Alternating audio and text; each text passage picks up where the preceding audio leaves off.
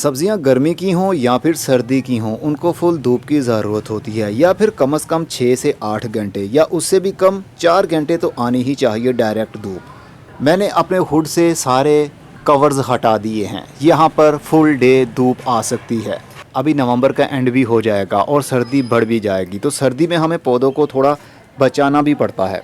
लेकिन most of the plants सर्दी के दिनों में, यानी सर्दी वाले सीज़न में, सर्दी की वजह से पौधे कम मरते हैं, स्ट्रेस में चले जाते हैं, थोड़ी सी उनको परेशानी होती है। जब फ्रीजिंग टेम्परेचर यानी 5 डिग्री से टेम्परेचर नीचे गिर जाता है, रात के टाइम की जब ओस पड़ती है, ठंडा पानी पड़ता है, तो पत्तों की ग्रोथ थोड़ी रुक जाती है, पत्तों का कलर भी थोड़ा सा चेंज हो जाता है। समटाइम वो पर्पल रंग के हो जाते हैं और समटाइम वो रेड कलर में बदलने लगते हैं। जैसा कि धनिये के पौधे भी ज़्यादा ठंड होने की वजह से थोड़े पर्पल से रंग के हो जाएंगे। लेकिन इतनी भी घबराने की ज़रूरत नहीं होती। सब्जियां लगानी है तो ओपन एरिया उनको देना पड़ेगा। लेकिन जब बात आती है छत के ऊपर गमलों के अंदर सब्जियां लगाने की, तो फिर हमें गर्मी के दिनों में भी ऊपर शेड बनाना पड़ता है, ताकि थोड़ा नीचे शेडी एरिया बन जाए, उस नोयत का शेडी एरिया कि उसमें धूप छन कर नीचे आ सके, ब्राइट लाइट तो आए, ताकि फोटोसिंथेसिस सूरज की धूप की वजह से जो पौधे खुराक बनाते हैं पत्तों से, वो तो बना सकें। लीवी वेजिटेबल्स तो थोड़ा शेडी एरिया में भी उग जाती हैं, यानी पत्ते देने वाली सब्जियां थोड़ा शेडी एरिया मिले तब भी उग जाती हैं। लेकिन मैं बात कर रहा हूँ सर्दी के दिनों में पौधों को ठंड से बचाना है या नहीं, तो मैं तो कहूँगा बचाने की ज़रूरत ही क्या है, क्योंकि हमने बीज ही वो लगाए हैं, सब्जियाँ ही वो लगाई हैं जिनको ठंडा मौसम पसंद है। थोड़ा सा टेम्परेचर ज़्यादा हो गया तो क्या हुआ, 15 दिन के लिए, 1 महीने के लिए या 1.5 महीने के लिए पौधे अपनी नई ग्रोथ को बढ़ाना बंद कर देंगे, वो डोरमेंट हो जाएंगे। लेकिन जैसे ही टेम्परेचर थोड़ा गर्म होने लगेगा, 20 डिग्री से टेम्परेचर ऊपर जाने लगेगा, तो पौधों की ग्रोथ फिर से दोबारा शुरू हो जाएगी। और बाहर के दिन आने पर, यानी फरवरी और मार्च के महीने में, पौधे इतने मैच्योर हो चुके होंगे कि फटाफट से वो अपने पत्तों को निकालेंगे और फटाफट से उनके ऊपर मिर्चें या टमाटर या बैंगन लगना भी शुरू हो जाएंगे। क्योंकि नॉर्मल टेम्परेचर पौधों को बहुत अच्छा लगता है, और जब एक बार स्ट्रेस आता है, स्ट्रेस के बाद जब सुकून मिलता है, तो बहुत खुशी मिलती है पौधों को। तो पौधे खुशी का इजहार करते हुए फल देने लगते हैं, फूल देने लगते हैं।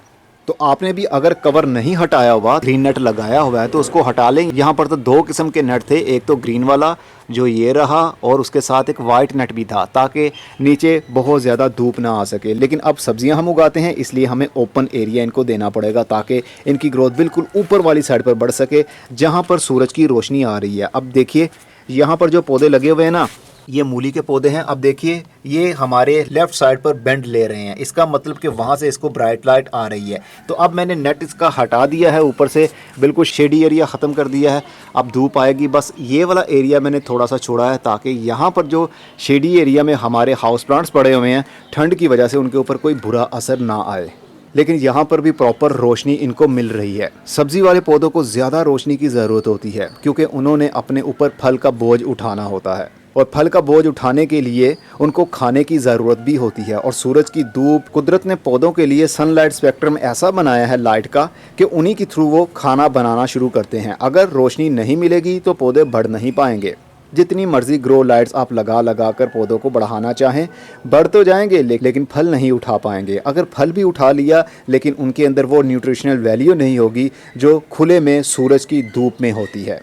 उम्मीद है आप समझ रहे होंगे। तो नेट लगाया हुआ है, उसको जल्दी से हटा दीजिए। अगर आप ऐसे एरिया से हैं जहां पर बर्फ़ जमने लगती है, 0 से नीचे चला जाता है टेम्परेचर, ठंडक इतनी बढ़ जाती है कि पानी जमने लगे, तो फिर पौधों को प्लास्टिक से कवर करना पड़ेगा। जैसे मैंने छोटे छोटे से गमलों को प्लास्टिक से कवर किया हुआ है।